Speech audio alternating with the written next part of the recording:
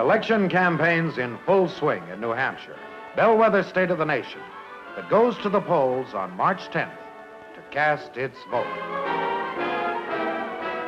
There are parades and rallies in the Granite State out on the issues as he sees them. I've never seen so many frustrated people as we have around Washington.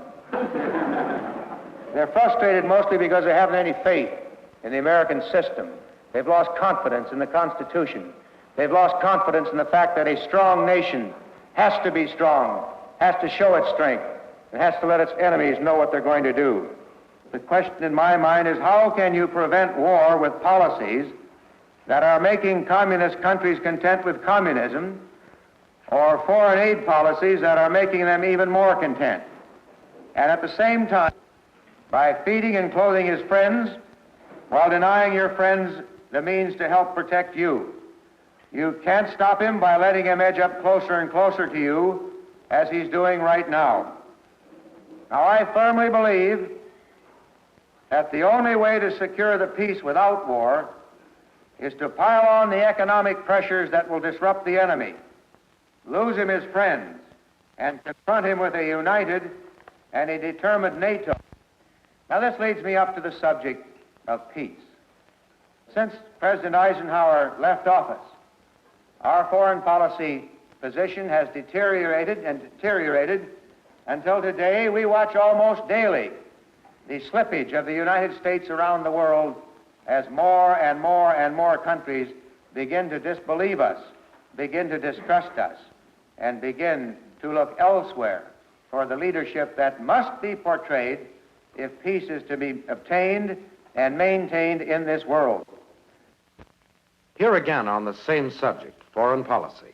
Foreign policy is far and away the greatest interest. I would say that it ranks probably 8 to 10 times above the next issue that seems to be on the minds of the people of New Hampshire. Now, you'd normally expect more interest on the eastern seaboard in this subject, but I find on the West Coast and in the Rocky Mountains and the Middle West this same concern for what's happening to America around the world. And I find a great and growing desire to see a change that will result in a foreign policy that can guarantee peace in this world for our lifetime and the lifetime of our children and our grandchildren. I want to see this country reach the point that the only escape other than surrender to slavery is a war. I think with proper guidance, I think with sensible guidance, with courage, not cowardice, with firmness, not weakness, that we can contribute to the peace that will keep these children and grandchildren at peace and comfort during their lives. It's just a short hop by plane from Washington to New Hampshire, and Barry Goldwater's made the trip many times in the last month. He puts the flying time to good use, keeping up with national affairs and his many responsibilities in the Senate. Now, they came out in droves to hear what this candidate had to say, and he spoke out on foreign policy, social security, communism, foreign aid, the United Nations, Cuba. Wherever he went, he faced the same issues, the same questions, and he answered them the same way. He told the people he supported Social Security, but he was concerned that inflation would devalue their Social Security dollar. He told the people only a strong nation cannot assure peace. He called for personal responsibility in government at the local level, because Barry Goldwater wants to give the government back to the people. He called for a re-examination of the UN Charter. Listen now as he speaks out on the UN.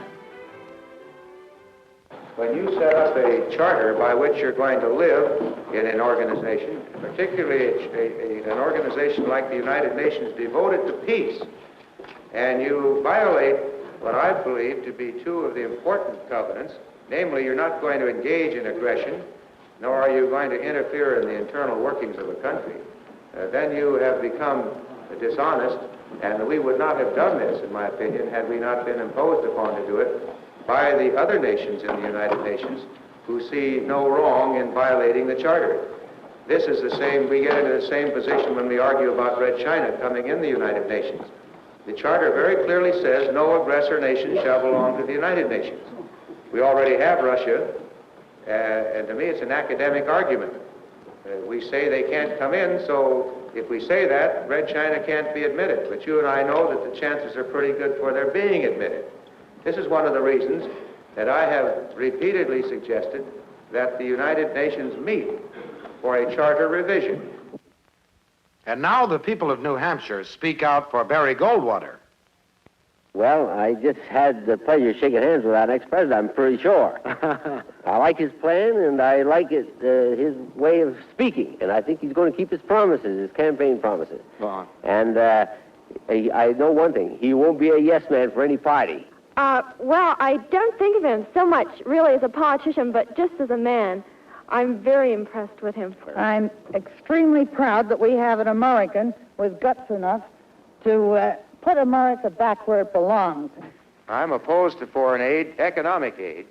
I've never voted for it since I've been in the Senate, and I wouldn't even if they divide it into the three components that foreign aid is made up of as we mention it. We have military assistance, which I think is the best program we have. This is teaching other people how to do things with their hands that we can do.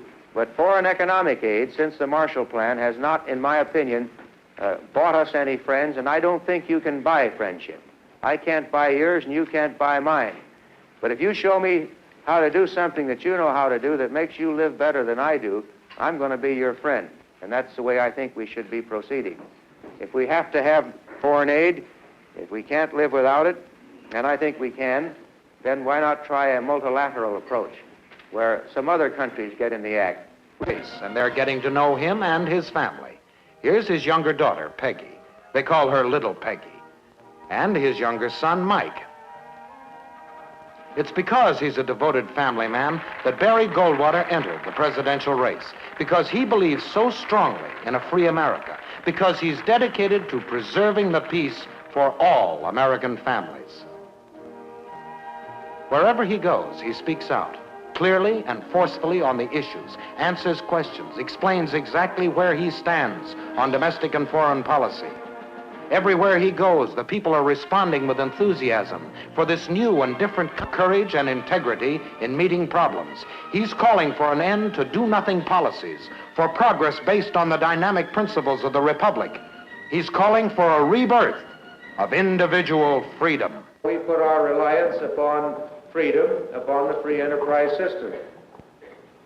We reject, therefore, the ideas of the economic planners in Washington that a group of people sitting in Washington can plan what the country is going to make, where it's to be made, the quality of the product, the price of the product, the wages to be paid, the profit to be made, etc., etc. We know that this system, which in simpler terms is called socialism, has never worked in the history of the earth and is not working today in countries where it's been tried. Thank you very much. It's a pleasure. I hope you make it. Thank you very much. Read your book, agreed with you long ago. Thank you. Thank you, sir. How do you do? Hi, how are you? Well, I think Mr. Goldwater is the man that we need. I think this country has gone away from the principles on which it was founded, and I think he's the man that will bring us back to the days of free enterprise and the vigor and youth that this country had and the enthusiasm that the people had. As far as I'm concerned, he's the only man that should be president because he is the only man who stands for something. I think he's the federal Constitution. Social Security is a contract between the federal government and you. And when I say you, it's all of we American people who pay Social Security. I don't believe in breaking contracts, and neither does the government. And I have never at any time advocating doing away with Social Security. Now, what I am concerned about, though, and I wish there were more of us in the Senate like North, is the fact that you, all of us, paying our money in, paying our dollars into Social Security, when we get to the age greater decrease with more and more inflation. Now, I don't believe in inflation, and I don't think we need to have unusual inflation in this country, but to invite her doing. This is what I'm trying to talk about in Social Security. I'm trying to get the older people and the younger people to realize that if this kind of wasteful expenditure continues in our government, that when it comes time for them to get their Social Security, they're not going to do too well. And I don't think you have to go further than to ask the recipient today of Social Security if they're living very high off the hog. And they're not. I remember when I first went to work, I read an ad in a magazine that's long since out of business, retire on $125 a month. And they had a picture of a man and his wife sitting under a palm tree or an orange tree in Florida. So I bought one. It's all paid up. And when I get to be 65, I can retire on $125 a month. Trouble is, that won't even buy an orange tree. Here in Exeter, New Hampshire, and in towns all over the state, the groundswell of support for Goldwater's ideal of individual freedom and growing support for Goldwater, the man, to take a brief rest. But after a quick nap, his great strength and vitality are refreshed, renewed, urging the voters to get out and vote, to vote for individual freedom on March the 10th. Your state, and why I attach so much importance to the vote on March the 10th, and why I urge you, along with Norris and Stewart and the others, to get out on that day and get your friends to the poll and make your vote count. Barry Goldwater urges you to take a fresh look at American policy, at home and abroad. For an American victory in 1964, vote for Barry Goldwater.